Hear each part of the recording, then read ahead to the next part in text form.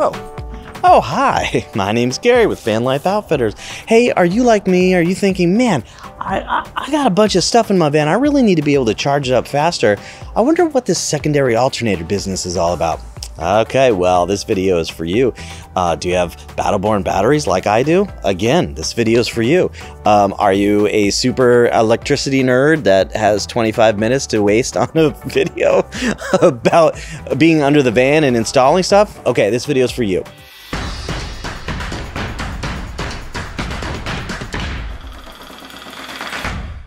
I do want to say real quick though that this is not a step-by-step tutorial. I'm sure there's more of those out there that go over every bolt and all that stuff that you got to do. I hired somebody because I have no idea how to do that. I have a pretty typical setup. It's 4 100 amp hour Battleborn batteries. I have a Victron multi-plus inverter. I have a 30 amp shore power hookup. I have 400 watts of Renogy solar on the roof, and I have an Orion DC to DC charger. And these all work great. They really do. However, I live in New Orleans and it is hot here. I mean, super hot. And when I have this huge air conditioner running, I need 10 times the power that I can get out of that stuff, especially because we travel with our pets, which are the best. So you gotta keep them comfortable and you gotta keep them cool, and it takes a lot of juice. So what I did is I went to Vanlife Outfitters and I got hooked up with Austin at Metamarine, and you could check out his contact info down below. And here's what happened. Today we are going to be installing a secondary alternator on this Dodge Ram Promaster, and then also tying that secondary alternator into the electrical system, as well as the regulator, which is a Wakespeed 500. Without further ado, we're going to get to it. So over the course, I'd say, of a year and a half, I've put anywhere in between 60 and 70 of these secondary alternators. The install typically takes anywhere from a day to 2 days. You're working by yourself. I'd say it takes about a day for the mechanical portion, and then another half a day to a day on the electrical portion. If you have some mechanical background, this could be a DIY, definitely. If you haven't really worked underneath the hood of a car, I could see it being a little bit more challenging. Hey, you can do anything you set your mind to, really, so. So, before I get too far into the install, on the instructions manual, there's a parts list. I like to pull out each part out of the kit and verify it with the parts list and make sure I have everything, just to make sure if there is something missing, I can contact the manufacturer before getting too far into the installation. So one of the first big steps on the Dodge Ram Promaster is to drain the coolant. So I'm trying to get the Oetiker clamp off of this hose here, which just wedging in a flat-headed end of a screwdriver to try to pop it loose. So we're draining the coolant because we're gonna have to reroute some of these coolant lines right here. There's actually a set of hoses that come with the kit because the alternator will be mounted right here. So in order to get the space for that, we're gonna have to extend 2 hoses so that they come out and around the alternator. After that, we have to unmount the AC compressor, pull it out of the way, and then we will mount a aftermarket AC compressor bracket that will also hold the different brackets for the idle pulley and also the secondary alternator itself. All right, so we went ahead and removed the AC compressor right here, held in with 3 bolts, removed it from the bracket. We keep it connected. All the compressor lines are still connected. We just kind of move it out of the way, zip tie it up to give us room to work. Right here, we removed the factory bracket. And now we're getting ready to install the new one. Now, if we compare the two,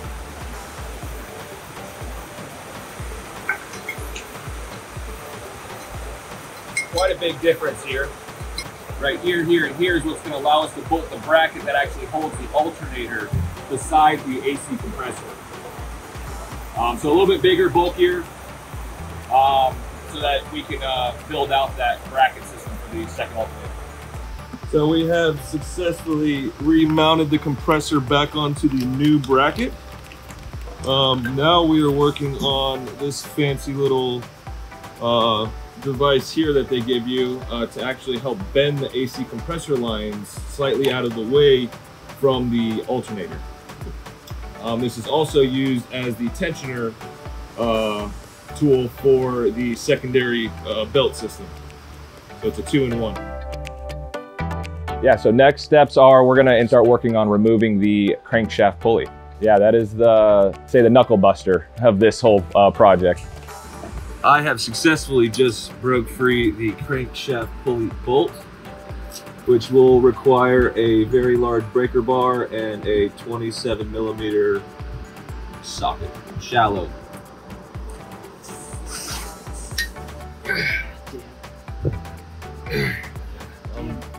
Right now we have got it to the new crankshaft bolt to 30 foot-pounds, and after that we have to basically put a mark on the bolt, a mark on the pulley, and we have to rotate it an additional 105 degrees. So that is what I'm trying to do now.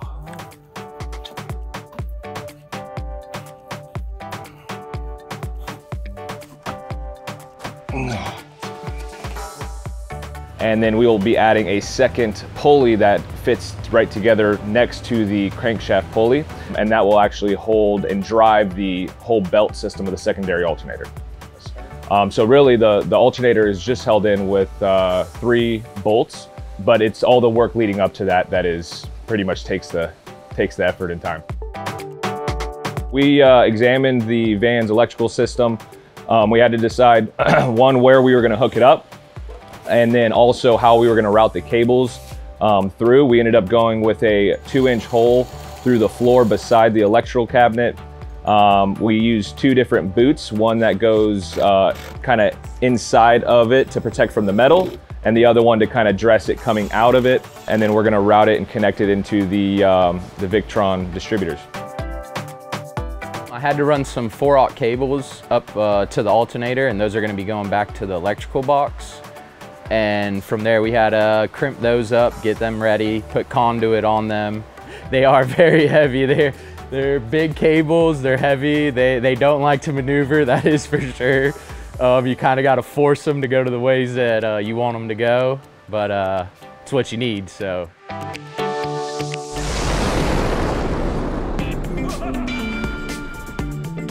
Oh, hey there. Welcome to the Mad Van Laboratory. We're installing a Nations alternator into Gary's van today, and this Wakespeed WS500 is going to be the regulator in the system. And this is a really fancy, awesome regulator. We have lots of other videos and blog posts about it, but its job in the system is to actually regulate or drive or manage the alternator. And it does that by applying a field drive according to the needs of the battery, according to the needs of the system, and so forth. And it's monitoring all kinds of stuff like temperature, voltage, current. Really great device. So without the Wakespeed actually active, we can mechanically install that alternator. It can be spinning on the engine and not doing anything until the Wakespeed gets involved, is powered up, and is communicating and driving the alternator. And then what we're going to do is use this analog shunt. And so this is optional in a system like this, but we really like to have this analog shunt monitoring the amount of power being produced just by the alternator. So you may have seen something that looks like this if you have a BMV 712 or a smart shunt from Victron. So it's a shunt, but those devices have some electronics to actually communicate the battery monitoring to a screen or to a Servo GX or something like that. In this case, it's just an analog shunt that's going to be communicating with the Wakespeed. And the difference is this is only going to be monitoring the current that's being produced by the alternator. Where if you have another battery monitor in your system, like a BMV 712, that's going to be looking at the total currents going in and out of your batteries, including something that's being produced by an alternator or solar, or maybe some loads that are being used. So you're getting kind of a cumulative total of anything going in and out across the entire system. And then that information, of course, is used along with the size of your battery bank to see what your predicted state of charge is and how, like how long you can run the loads that you're running. So what we're going to do is we're going to run the output, the charging output, the 12 volt DC positive output, big red 4-aught cable into here. And then it's going to come out of here and continue on to the bus bar. In this case, that's a Lynx distributor. And since we're using the positive cables, we're going to want to put a fuse on the circuits that are monitoring the shunt. So we're basically going to crimp on a ring terminal to each of these 5 amp glass fuses. So inside of here, we're going to put in these tiny 5 amp glass fuses. And then we're going to use a butt connector on each of the fuses, these inline fuses, to connect to the Wakespeed harness. So ultimately, the information or the current that's being monitored here is going to go to the purple wire and the gray wire on the Wakespeed harness. Now, if you weren't using a shunt like this, and again, this is optional, you wouldn't use these 2 wires on the Wakespeed harness. Once the Wakespeed knows about the current being produced by this alternator through the shunt, we can connect the Wakespeed up through the CAN port to a GX device, like a Servo GX and a Chrono GX, and then we can see all the information around the power being produced by the alternator on that device, as well as through something like VRM. So let's go ahead and just kind of wire that up real quick, and we'll show you the results in the van once it's all done. All right, so we're at the point of the installation where we need to take our Wakespeed, which is brand new, out of the box, and load a configuration file onto it for this particular system with 4 100 amp hour internal BMS Battleborn batteries. Importantly, Battleborn is one of the very few brands of internal BMS batteries that are approved officially by Wakespeed. So what we're going to do is take the cover off of this, and we're going to use our phone here. This is an Android phone. Unfortunately, we recommend using an Android phone over an iOS phone because you can basically do everything that the Android version does on an iPhone, except the most important part, which to actually push the configuration to the regulator. So what we're going to do is we have a USB-C cable here to USB Type B, which is the printer looking style cable. And we'll take the screws off of the front panel to remove it.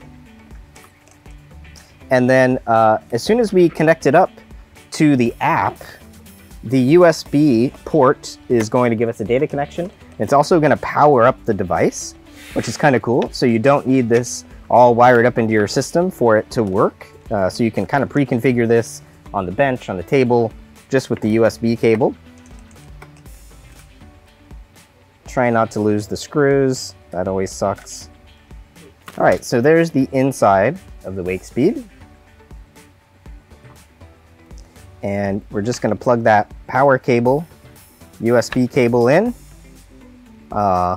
We should see it turn on, have a little green flashing light. So that's a good sign. And then on the app, it loads up and it says, hey, there's a firmware release. So that's a really good place to start when you configure, is to download the latest firmware and go ahead and update the firmware before you get into configuration. So we're gonna skip this and actually say no, because I wanna show you where to find that in case you don't get this message. So what we're gonna do is go to the little home icon, and then we're gonna go to the device icon, and then we're gonna go to firmware update. And then it looks like the latest version of the firmware that's available is 2.5.3. So we're going to download that.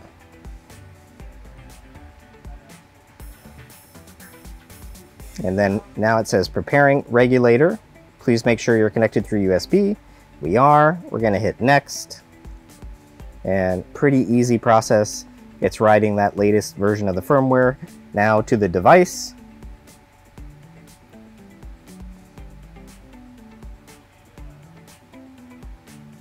Cool, we're done with that. And now we can go and just take a look at what's in this menu, the home menu. What we're going to be focusing on today is configure, but some other useful things are monitoring. So if you are, let's say, troubleshooting a system or just want to keep an eye on it, you can go to the monitoring tab. Right now, of course, nothing's really happening because it's not installed into a system, but that is a useful tool. Logging is a more advanced way to capture all of the information being collected by the device for troubleshooting. So you can turn that on. You can choose a name for it. We'll just call it very creatively log. And now you can see that the file size of that log file is growing in proportion to time. So usually if you're having an issue, capturing a log for just a few seconds really while the system is running is sufficient. So when you're done and you feel like you have enough of the log file to review, you can turn this switch off, and now that text file can be shared through a variety of means and you can read it. It's not super easy to decode that, but if you do look at the Wakespeed configuration guide, you can understand what all of the values are. You know, most of our customers aren't needing to do that kind of thing, but there are those advanced troubleshooting options. But we're gonna go back to the home option. We're gonna go to configure, and across the top, you see a number of tabs. So we have an alternator, battery, system, and engine tab. We're gonna start here at the alternator. And what we're gonna do is just choose the alternator we're using, which in this case is a Nations, and it's the 280 XP series.